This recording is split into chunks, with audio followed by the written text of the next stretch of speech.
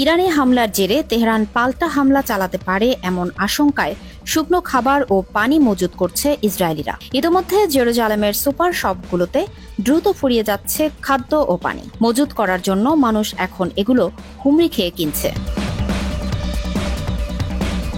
Israel সরকারের পক্ষ থেকে দেশের সাধারণ মানুষকে জানানো হয়েছে তাদের সামনে একটি গুরুতর হুমকি রয়েছে, তাই সবাই যেন আশ্রয় কেন্দ্রের কাছাকাছি স্থানে অবস্থান করে। ইসরায়েলের জরুরি সেবা বিভাগ জানিয়েছে সারা দেশে রক্ত সংগ্রহের কার্যক্রম জোরদার করা হচ্ছে এবং যেসব রোগী বাড়ি ফিরে যাওয়ার মতো কিছুটা সুস্থ তাদেরকে ছেড়ে দিচ্ছে ইসরায়েলের হাসপাতালগুলো। অন্যদিকে পরবর্তী নির্দেশ না দেওয়া পর্যন্ত পশ্চিম তীরে সব ফিলিস্তিনি শহরে লকডাউন ঘোষণা করা হয়েছে।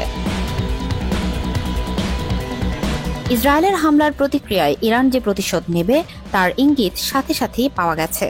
ইরান জানিয়েছে তারা একসাথে ৬০০রও বেশি হাইপারসনিক ব্যালিস্টিক মিসাইল ছোড়ার সক্ষমতা অর্জন করেছে। এ তথ্য সামনে আসার পর থেকেই নিরাপত্তা বিশ্লেষকরা বলছিলেন ইসরায়েল যদি উত্তেজনা বাড়ায় তবে তার পরিণাম ভয়াবহ হতে পারে।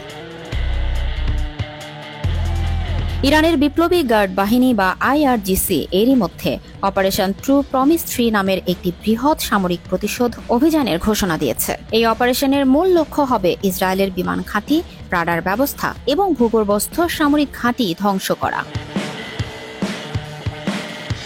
এই অপারেশন ৩ ধাপে বাস্তবায়ন হতে পারে। প্রথম ধাপে বিমান ঘাঁটি ও রাডার ব্যবস্থার ধ্বংস। দ্বিতীয় ধাপে হিজবুল্লাহ ও হুতি বিদ্রোহীদের মাধ্যমে সীমান্তে ক্ষেপণাস্ত্র হামলা। তৃতীয় ও চূড়ান্ত ধাপে ভূগর্ভস্থ ঘাঁটি থেকে হাইপারসনিক মিসাইল হামলা।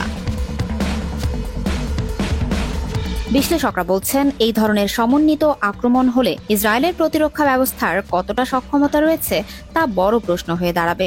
বিশেষত ইরানের বর্তমান সামরিক শক্তি আগের তুলনায় 10 গুণ বেশি, যা এই যুদ্ধকে আরো ভয়াবহ করে তুলতে পারে।